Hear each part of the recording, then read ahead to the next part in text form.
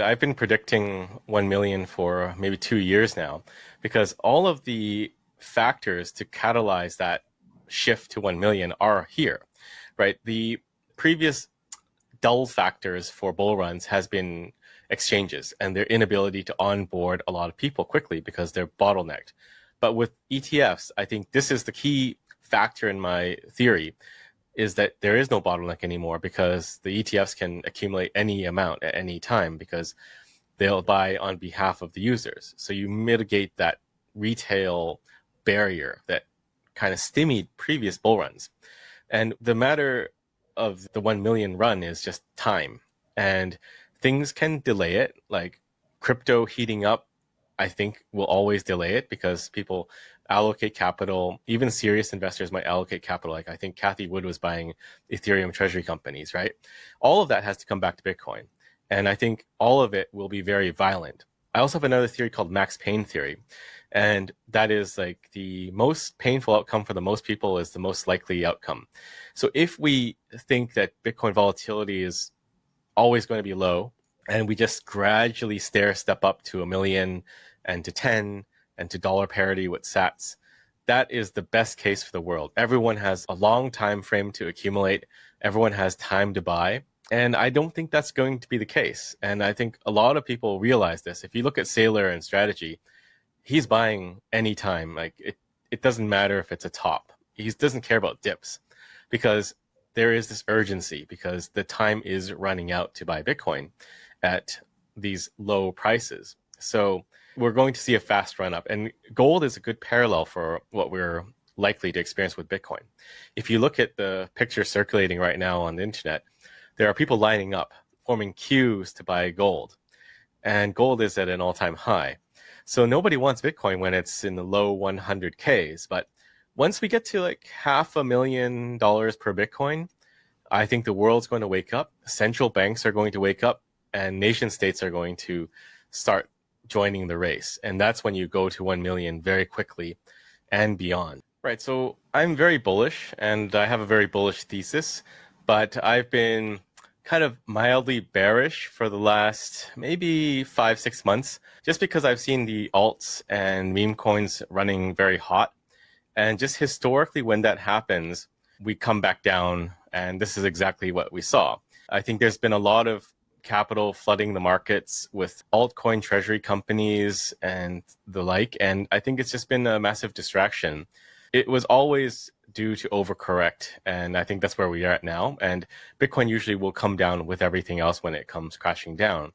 And we hit 107-ish today, so I think this is probably a good correction.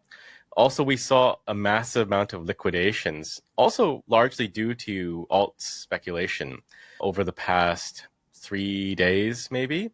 I think people were getting liquidated 5 or 6 times, right? The big crash liquidated them, and then they went long again, and then they got liquidated, and then I think maybe some shorted the market, and then we went down again. So it's been a wild ride for a lot of these traders.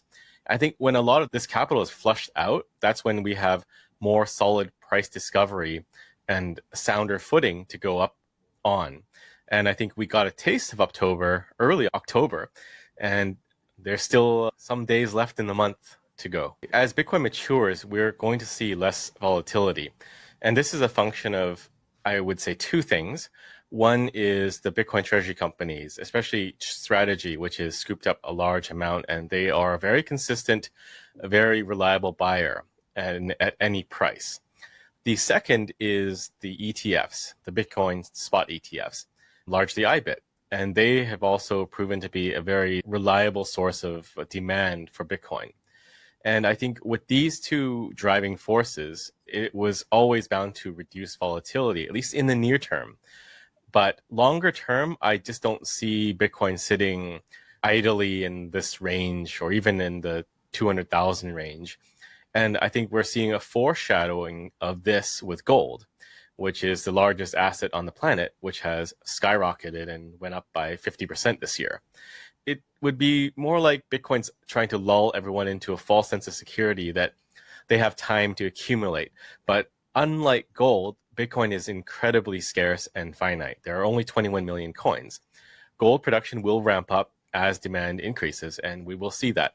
And we just don't know how much gold there is out there in the world. It's impossible to mathematically, definitively quantify that, but you can with Bitcoin. So I think we're going to see Bitcoin do its thing. It'll mirror gold, but probably in a more spectacular fashion. You might have a bifurcation of the Bitcoin network, or a split between approved Bitcoin that sits in treasury companies or with corporations, and then you have free Bitcoin, which is free flowing, and people are transacting it as money and self-custodying it. And that's still a possibility down the road. I don't think it's a near-term phenomenon, but down the road definitely is possible. But I would say Bitcoin moves in cycles, not the price cycle, but just in terms of adoption and usage. And you see spikes in high transaction volumes, high fees, and then there's mass panic that, oh, it's too expensive to transact Bitcoin. And then you have lulls like now, which is a period of less activity.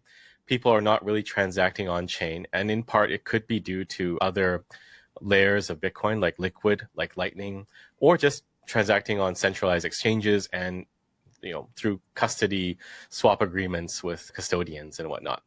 But I think this is just a temporary phenomenon. And as you get more Bitcoin adoption, especially in the emerging world, Latin America and Africa, where people don't have access to those vehicles, they're going to be forced more or less to hold it in self-custodial wallets, or just a wallet of their own. And that will lead to on-chain usage. But it's a interesting phenomenon. When it's busy on-chain, then the sky is falling because fees are high. When it's low, then people say, oh, there's no one to pay the miners and there's no security budget. But I think overall, Bitcoin does manage to balance out both sides eventually.